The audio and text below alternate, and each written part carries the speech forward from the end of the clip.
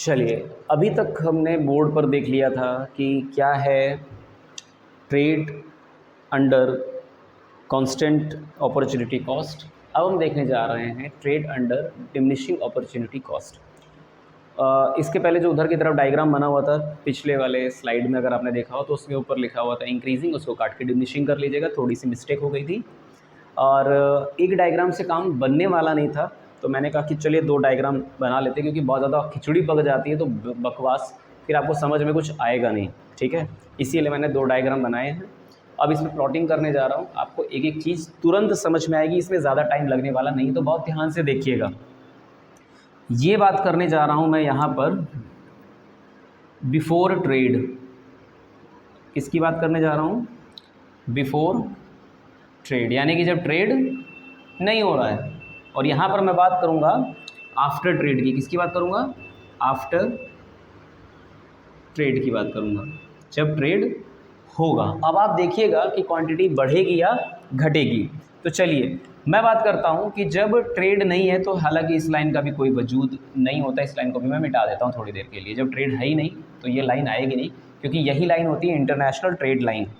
तो जब ट्रेड नहीं था आपस में, तब देखिए ये क्वांटिटी और ये क्वांटिटी, यहाँ पर आप जानते हैं एज इट इज़ कि यहाँ पर शुगर है, यहाँ पर क्लोथ्स हैं, और ये हम ये क्वांटिटी ले लेते हैं और इधर एक क्वांटिटी ले लेते हैं। तो चलिए इसको मैंने मान लिया कि ये S था और ये S1 है, ये C था और ये C1 है। क्लियर? यहाँ पर मैंने पॉइंट ले लिया E और इसको ले लिया मैंने N पॉइंट। अब बहुत ध्यान से देखिएगा, एक बार में सब कुछ समझ में आने वाला है आपको। यहाँ पे मैं बात कर रहा हूँ नेशंस की, यहाँ पर मैं बात करूँगा क्लोथ्स की और शुगर की। तो नेशन ए की बात करते हैं, जिसकी जो प्राइस लाइन है वो A1 है। ठीक है, तो A1 नेशन ए की बात कर रहा है, और यहाँ पर देखिए कि A1 पे जो टेंजेंट है वो TT है, जो टेंजेंट लाइन है वो TT लाइन है, ग्रीन कलर से दिख रही होगी। उस पर इक्विलिब्रियम पॉइंट जो है या जो टेंजेंट पॉइंट है वो E है। क्लियर? तो यहाँ से जो आपको व्यू मिलेगा वो आपको नेशन ए के बारे में बताएगा। तो नेशन ए के बारे में ये जानकारी हासिल कर लीजिए कि नेशन ए के पास जो क्लोथ्स हैं वो मात्र इतने से हैं। क्लोथ्स कितने हैं? OC, ये मूंछों जैसा लग रहा है, इसको हटा देता हूँ नहीं तो मूंछे समझेंगे लोग। OC क्लोथ्स हैं और OS शुगर है। कितना है? OS शुगर है। कंट्री बी की बात करता हूँ बिना टाइम वेस्ट किए, तो देखिए O से लेकर C1 तक, A1 की बात नहीं कर रहा, O से लेकर C1 जो ग्रीन लाइन है वो क्या है? क्लोथ्स हैं, O से लेकर C1। शुगर कितनी है? O से लेके S1, O से लेके S1 हमारी क्या है? शुगर है। ये वो कंडीशन है जब ये ट्रेड नहीं कर रहे हैं। ट्रेड कब करेंगे? जब इनके पास एक इंटरनेशनल ट्रेड लाइन होगी। तो हमारे पास जो इंटरनेशनल ट्रेड लाइन है, इंटरनेशनल ट्रेड लाइन वो है AB1, A से B1 तक जो कनेक्टिंग लाइन है यही क्या है? हमारी इंटरनेशनल ट्रेड लाइन है। अब इनके बीच में ट्रेड होगा। ट्रेड कब होगा?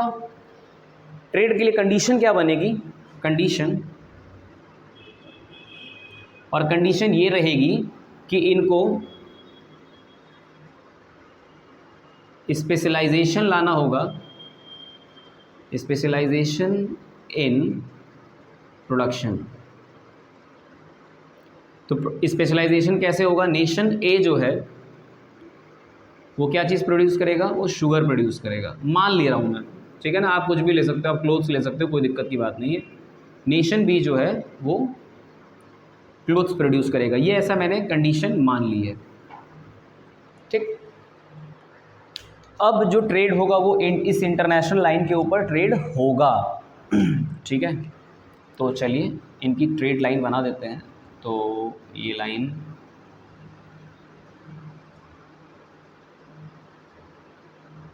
ये आई, हालांकि ये बी के ऊपर आ रहा है, ये थोड़ा सा मैं इसको नीचे कर लेता हूँ वरना मिक्स हो जाएगा और मुझे इसी खिचड़ी से दिक्कत है। ठीक है, तो बी पॉइंट यहाँ पर है। ये ऊपर वाली जो लाइन आ रही है इसको मैं Z और इसको मैं W मान लेता हूँ, और इसको मैंने मान लिया है, क्या कहते हैं, इसको मैंने मान लेना है, क्या मान लूँ भाई, चलिए डी मान लेता हूँ इसको मैं, ठीक है। ये हो गया मेरे पास। अब ध्यान से देखिएगा यहाँ पर, ठीक है, इसीलिए मैंने 2 बनाए हैं। हालांकि मुझे पता था, मैंने इसके पहले आपको बताऊं, जो पिछला स्क्रीन था मैंने उस पर वीडियो बनाकर देखा, मुझे लगा कि यार कन्फ्यूजन अटर हो जाएगा, बहुत भयंकर कन्फ्यूजन हो जाएगा, इसलिए वो वीडियो मैंने बनाकर डिलीट कर दिया। फिर से मैं ये बना रहा हूँ, दुगनी तिगनी मेहनत कर रहा हूँ, क्योंकि मुझे पता था कि बच्चों को ये चीज़ समझ में नहीं आएगी, कन्फ्यूजन होगा, बहुत किताबों में कम मिलेगा देखने को। तो इसीलिए सामने सामने डायग्रामों को तो आप कंपेयर कर पाओगे कि कितना ज़्यादा क्वांटिटी हमको और मिल रही है अभी, ठीक है। तो चलिए आफ्टर ट्रेड की बात कर लेते हैं। तो यहाँ पर है नेशन ए बी, यहाँ पर हैं क्लोथ्स और शुगर। पहले नेशन ए की बात करें तो इसके पास सिर्फ ओसी ये रहा, इतना ही क्या था, क्लोथ था। अच्छा चलिए इसके भी पहले आपको थोड़ा सा एक चीज़ बता देता हूँ ताकि माइंड थोड़ा और प्रिपेयर हो जाए। ए ने स्पेशलाइजेशन शुगर में ले ली है, ठीक है, तो शुगर में क्या करेगा वो, ओजेड, यहाँ पर मैं मेंशन करते चले जा रहा हूँ तो ज़्यादा बेटर होगा। नेशन ए क्या करेगा, ओजेड जो है वो अपने पास रखेगा शुगर, ओ जेड, और क्या कर देगा, एक्सपोर्ट कर देगा जेड ए, किसको, नेशन बी को। तो नेशन बी के पास शुगर कितना आ जाएगा, ए जेड, ठीक। नेशन बी ने क्या कर लिया है, नेशन बी ने स्पेशलाइजेशन ले लिया है क्लोथिंग में, कपड़े बनाने में। तो क्या करेगा, नेशन बी क्या करेगा, ओ डब्ल्यू अपने पास क्लोथ रख लेगा, कितना रख लेगा, ओ डब्ल्यू, और डब्ल्यू से B1 क्या करेगा, वो दे देगा किसको, नेशन ए को, यानी कि B1 से डब्ल्यू जो है वो किसको मिल जाएगा, नेशन ए को मिल जाएगा। तो अब चलिए कंपैरिजन करते हैं कि फ़ायदा हुआ या नुकसान। तो पहले क्लोथ कितना था नेशन ए के पास, ओसी इतना सा, क्लोथ्स इतना सा था। अभी देखिए क्लोथ कितना है, B1W यानी इतना है, साफ साफ पता चल रहा है ज़्यादा क्लोथ्स हैं इस वक्त इसके पास। शुगर कितना था, OS यानी इतना, अभी कितना है, अभी है OZ यानी इतना है शुगर, अभी भी ज़्यादा है। नेशन बी के बारे में बात करते हैं तो OC1 क्लोथ्स थे पहले कितने थे, इतने से क्लोथ्स थे, अभी क्लोथ कितना है इसके पास, अभी OW है, इतना क्लोथ्स, ठीक। शुगर कितना था, OS1 इतना पिद्दू सा था इनके पास शुगर, अभी कितना है, AZ यानी AZ क्या है इनके पास, शुगर है, इसके पास, नेशन बी के पास, क्लियर। तो यानी कि OZ शुगर है ए के पास और AZ शुगर है नेशन बी के पास। तो साफ साफ पता चल रहा है दोनों डायग्राम को देखकर कि दोनों ही कंट्रीज़ ने गेन किया है यहाँ पर, किस टर्म में, under the term of diminishing opportunity cost, ठीक। चलिए अब हम आ चुके हैं थ्योरी के सबसे अंतिम पड़ाव पर, और ये सबसे मुश्किल है, मैं फिर से कह रहा हूँ ये सबसे मुश्किल है समझ पाना, लेकिन अगर आप ध्यान लगाकर सुनेंगे तो सब समझ में आएगा, इसकी गारंटी मेरी है, ठीक है। चलिए ध्यान से देखते हैं इसको, इधर ही से देखते हैं, ये उधर तो फिर हिडन हो जाएगा व्यू। हम बात करने जा रहे हैं trade under increasing opportunity cost की। अगर आपने ध्यान से देखा हो तो जो पिछला वाला कर्व था वो इस तरीके से बना हुआ था, वो कॉन्वेक्स था, लेकिन जब इंक्रीजिंग अपॉर्चुनिटी कॉस्ट होती है तो ये कर्व कॉन्वेक्स होने के बजाय कॉनकेव हो जाता है, ठीक है। तो इस चीज़ का आपको विशेष ध्यान रखना है और ये जानकारी आपको होनी चाहिए, क्योंकि कई बार एग्ज़ाम में ये क्वेश्चन पूछ लेता है कि अगर इस तरह का है तो जो कर्व बनेगा वो कॉनकेव होगा या कॉन्वेक्स होगा। तो ये तो एक छोटी सी जनरल नॉलेज के तौर पे समझ लीजिए कि ये क्वेश्चन फ्री का बन जाता है आपके लिए। अच्छा, अब हम बात करने जा रहे हैं, इसको ध्यान से देखिएगा, इस कर्व को मैंने काफ़ी किनारे बना दिया है, ज़रूरत थी क्योंकि यहाँ पर हम काफ़ी चीज़ें भी डिस्कस करेंगे। ये नेशन ए है, ये नेशन बी है, ठीक है। ज़्यादातर किताबों में एक ही नेशन को दिखाया गया है, मैंने दोनों देशों को दिखाया है ताकि समझ में आए। ये जो PP लाइन है, इसीलिए मैंने इसके आगे जगह छोड़ दी थी क्योंकि मुझे बहुत कुछ एक्सप्लेन करना था। मैंने बताया PP जो है ये आपकी प्राइस लाइन है, price line with in nation, और ये देखिए दोनों में कॉमन है, तो मैं अलग से दोनों के लिए नहीं लिखूंगा। जो TT है ये है इंटरनेशनल ट्रेड लाइन। क्लियर? ये दो चीज़ें कॉमन है इसलिए मैंने वहाँ ऊपर लिख दिया। अब ध्यान से सुनिएगा, अगर नेशन ए, ठीक है, यहाँ पर शुगर है और यहाँ पर क्लोथ्स दिखाया गया है,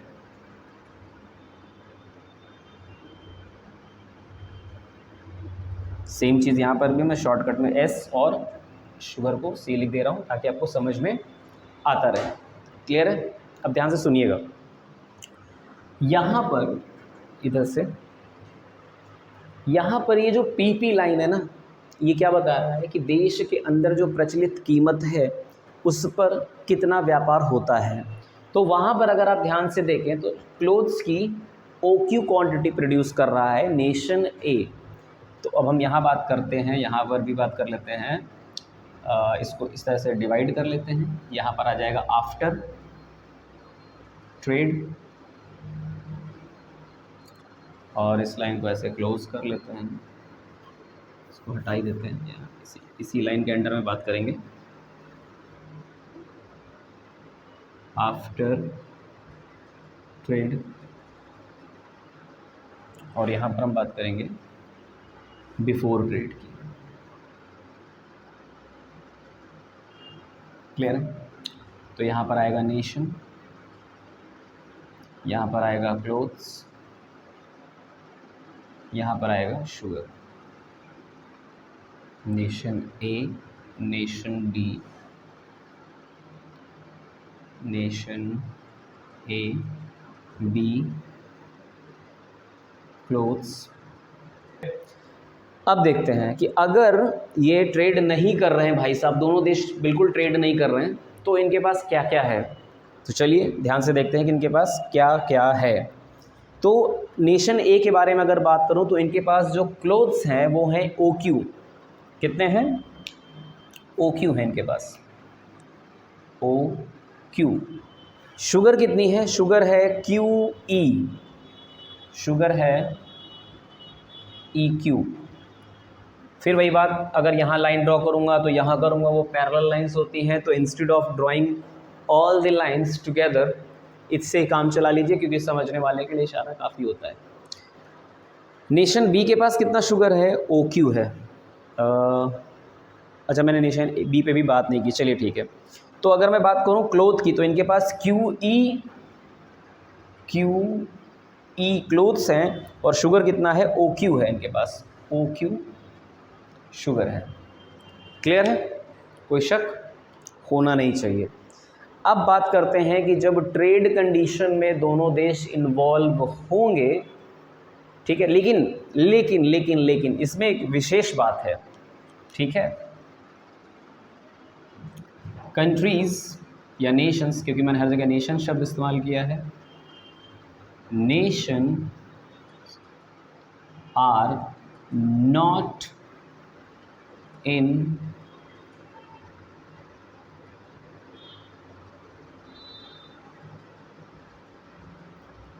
Nations are not in specialisation, वो अभी स्पेशलाइजेशन की कंडीशन में नहीं गए हैं, are not in specialisation condition और लिख ले रहे हैं। तो ये क्या है? पार्शली स्पेशलाइज्ड है, आंशिक रूप से स्पेशलाइज्ड या विशिष्टीकरण की तरफ बढ़ रहे हैं, ठीक है। तो चलिए ध्यान देते हैं कि क्या क्या बदलाव आएगा। ये जो TT लाइन दिख रही है, एक देश अगर अपनी प्रचलित कीमत पर कोई काम कर रहा है, और ये PPC कर्व है, प्रोडक्शन पॉसिबिलिटी कर्व है, इस कर्व के ऊपर कोई भी पॉइंट आप ले लीजिएगा तो वो आप प्रोड्यूस कर सकते हैं विद गिवन रिसोर्सेज। यही PPC की प्रॉपर्टी है, प्रोडक्शन पॉसिबिलिटी फ्रंटियर या कर्व की यही प्रॉपर्टी है कि इस कर्व LM कर्व के ऊपर आप कोई भी पॉइंट लेंगे तो वो आपके गिवन रिसोर्सेज एंड टेक्नोलॉजी के द्वारा प्रोड्यूसिबल है, यानी कि उत्पादन करने के योग्य है। क्लियर? इतना बात तो आपको समझ में आ गई होगी। तो वो देख रहा है कि यार इंटरनेशनल ट्रेड लाइन तो यहाँ टच करके निकल रही है, तो क्यों ना मैं यहाँ पर प्रोडक्शन करूँ। तो इनकी बात बिल्कुल सही है। तो नेशन ए ने क्या किया, इस पॉइंट पर, इस वाले पॉइंट को मैंने मान लीजिए कोई नाम दे देना है, मैंने D नाम दे दिया, ठीक है ना। तो उसने क्या किया, यहाँ पर प्रोडक्शन चालू कर दिया, यहाँ पर प्रोडक्शन चालू कर दिया। क्लियर।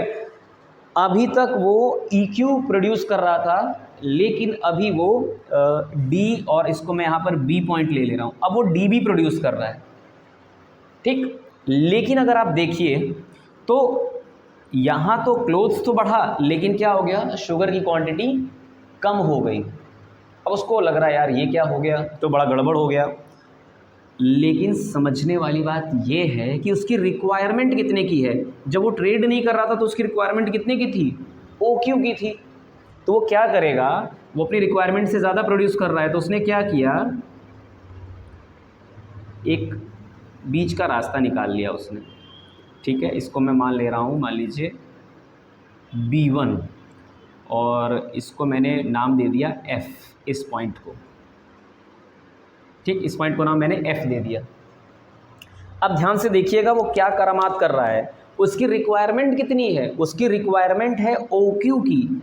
उसने क्या किया, जो QB1 है उसने एक्स्ट्रा अपने देश में रोक लिया, और उसने क्या किया, ये जो डिफरेंस था B से B1 वाला, ये डिफरेंस, ये इसने क्या कर दिया, बेच दिया, एक्सपोर्ट कर दिया, ठीक है। तो अब मैं यहाँ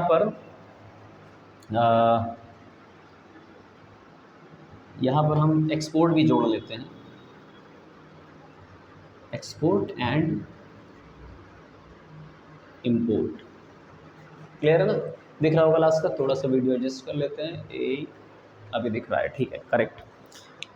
तो अभी मेरे को समझ में आ जाएगा इंपोर्ट एक्सपोर्ट कितना हम लोगों ने किया है, हमारी कितनी रिक्वायरमेंट थी, ठीक है। चलिए अब ध्यान से देखिए, पहले का तो मैंने यहाँ लिख दिया, ये नॉर्मल कंजम्पशन था। अभी वहाँ पर लिखूँगा कि आफ्टर ट्रेड हमको कितना बेनिफिट मिल रहा है और कितना हमने क्या क्या किया है। तो ध्यान से देखिए, नेशन ए ने क्या किया, B से लेकर B1 तक वाला जो डिफरेंस था, उसने प्रोड्यूस कितना किया, O से लेकर B प्रोड्यूस किया है, उसने O से लेकर B प्रोड्यूस किया, ठीक है। तो आप एक काम करिए, इसको पूरा नोट कर लीजिए, मैं इसको मिटाने जा रहा हूँ, मैं नए तरीके से लिखूँगा ताकि आपको बहुत अच्छे से समझ में आ जाए। तो मैं इसको रफ़ करने जा रहा हूँ, ठीक है। तो आप इसका नोट कर लीजिए, तो मिटा देता हूँ, फिर मैं आपको एक नए तरीके से चीज़ों को समझाता हूँ। बिफोर वाला नोट कर लिया होगा आपने, बड़ी अच्छी बात है, ठीक है। तो मैं 1 बाई 1 एक एक नेशन को अच्छे से समझा सकूँगा, क्योंकि अगर आपको समझ में नहीं आया तो वीडियो बनाने का कोई फ़ायदा है नहीं। तो मैं यहाँ पर बात कर लेता हूँ, नेशन ए की बात करता हूँ, ठीक है ना। तो उनका जो डोमेस्टिक कंजम्पशन है, डोमेस्टिक कंजम्पशन वो कितना है, जो ऑब्वियसली वो करते थे, OQ था, ठीक है ना। नेशन ए प्रोड्यूस्ड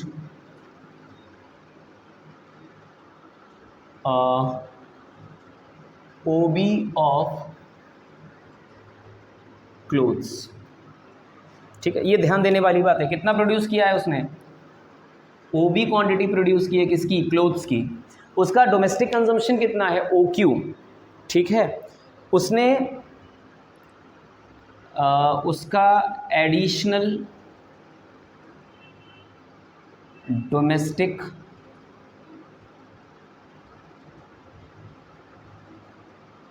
कंजम्पशन, इसको सिर्फ शॉर्टकट में लिखते हैं, बहुत लंबा लिखेंगे तो बड़ा लंबा हो जाएगा, कंजम्पशन। अब उसने क्या किया, देखिए Q और B1 एक्स्ट्रा उसने रख लिया अपने पास, Q B1 एक्स्ट्रा रख लिया। उसने एक्सपोर्ट कितना कर दिया, उसने एक्सपोर्ट कर दिया है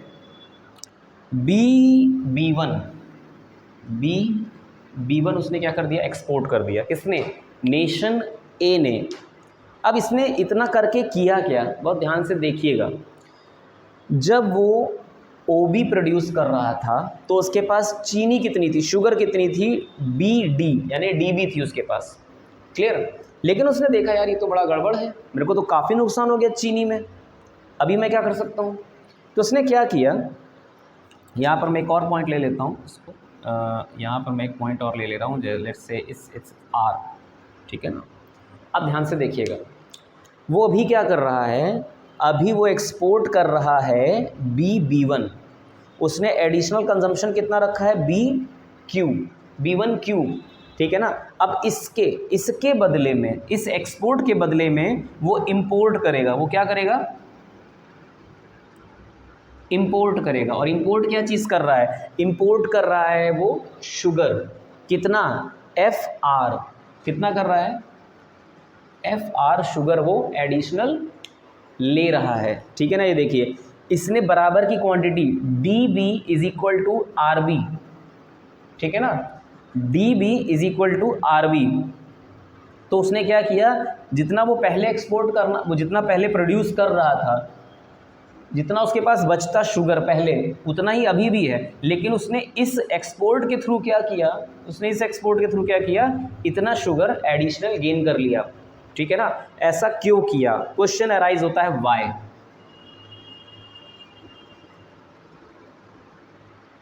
वाई का आंसर बहुत ध्यान से सुनिएगा।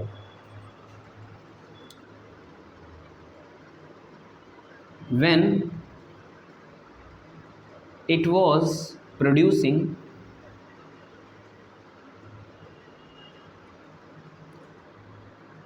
OB of clothes, its sugar quantity was only BD. But now when it exports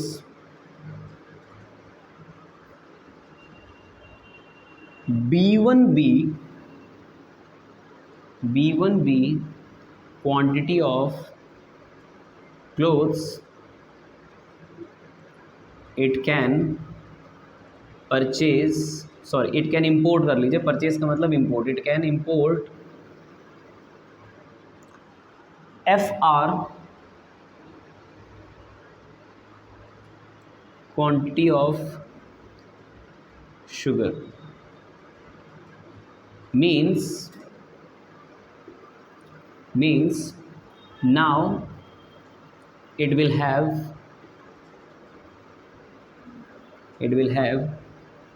additional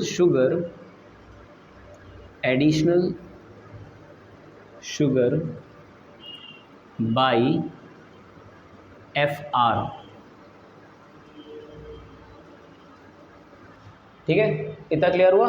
चलिए, आई होप कि आपको ये समझ में आ गया होगा नेशन ए का। तो नेशन ए को देखिए फ़ायदा कितना भयंकर हो रहा है।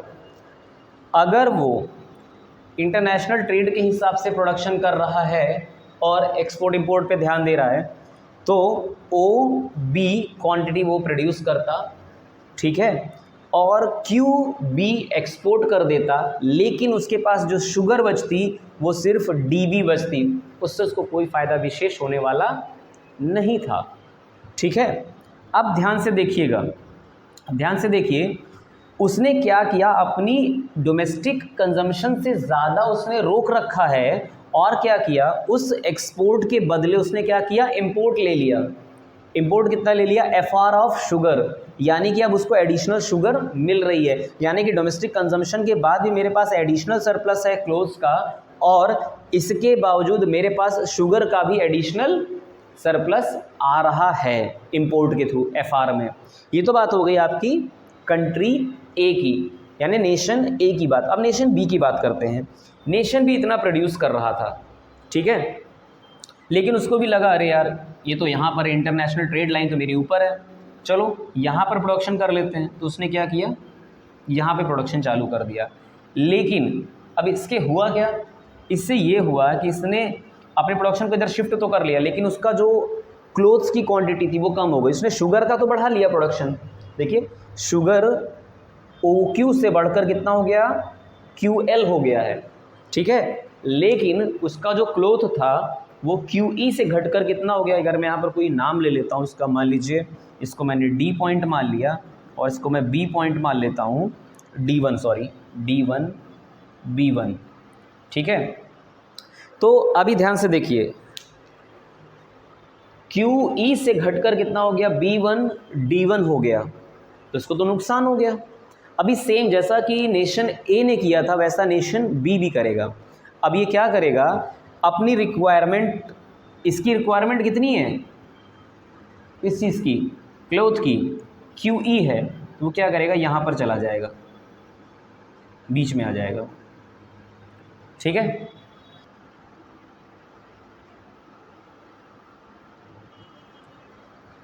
क्लियर। ये हो गया आपका, ये इसको आप मान लीजिए F और आप इसको मान लीजिए R। अब आपको ये करना है, देखिए सारा काम तो मैंने कर दिया, मैंने नेशन ए की थ्योरी आपको अच्छे से समझा दी।